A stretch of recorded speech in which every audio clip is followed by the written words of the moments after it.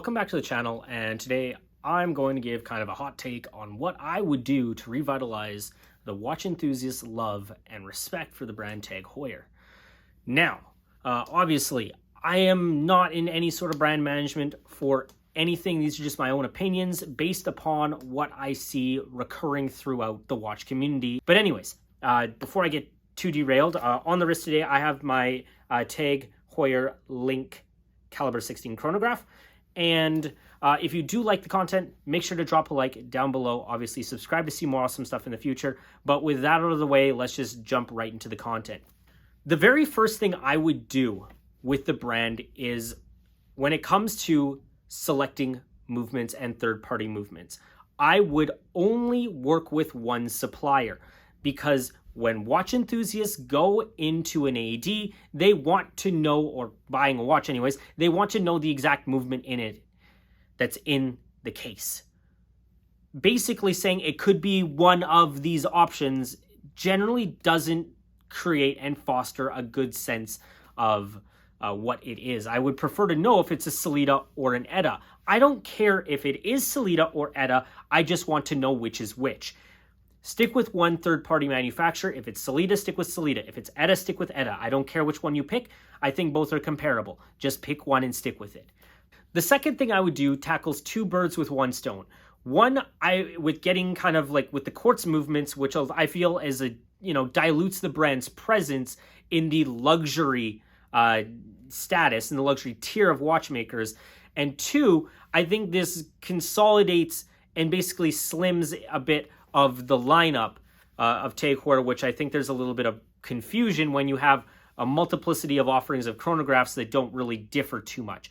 I personally think that the F1 series is as the entry-level Tag Heuer should be a quartz derivative only, and it should not be normal, Swiss, like Ronda or Etta-based quartz. It should be a high-accuracy quartz movement, similar to like the Grand Seiko 9F or, the Longines Conquest VHP. You have to have a movement that is extremely accurate and something special and unique, at which point you're not really going to get a ton of kickback and saying these pieces are stupid, overpriced quartz pieces, because they are unique and they are useful at that point, especially when it comes to F1 racing.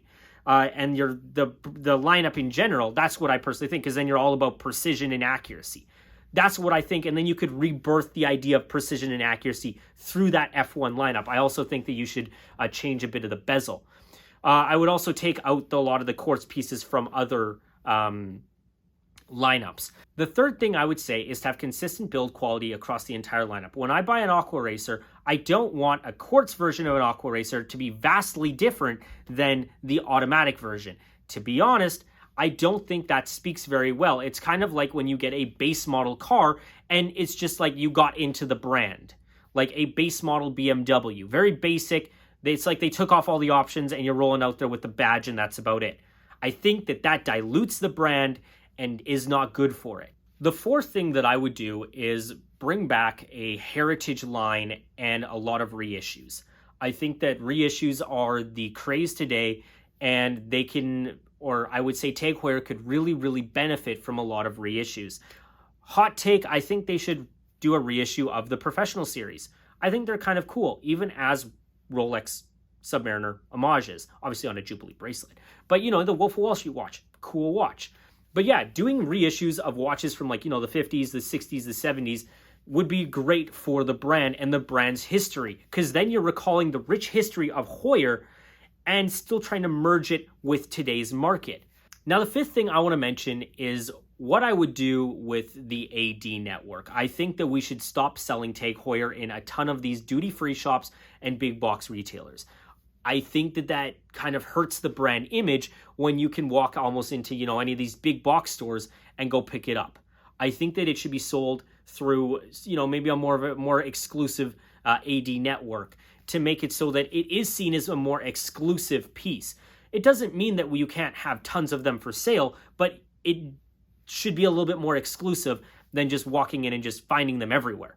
And I think that it would really help the brand image if it wasn't, mass market and just pushed down everybody's throats. Sixth reason, I know I'm adding a sixth reason, and I think it's kind of a little bit relevant, is price and value. I think that a lot of people complain about the value. I think that we should stave off price hikes for a certain amount of time.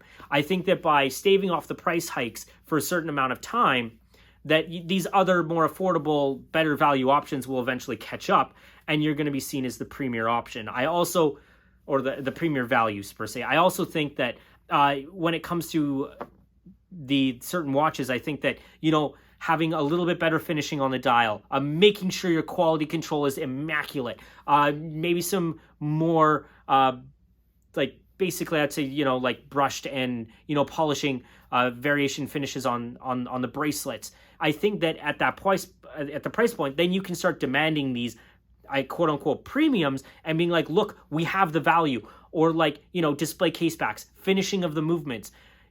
There is a way to basically say that, yes, the watch is worth it. Buy it because it's worth it.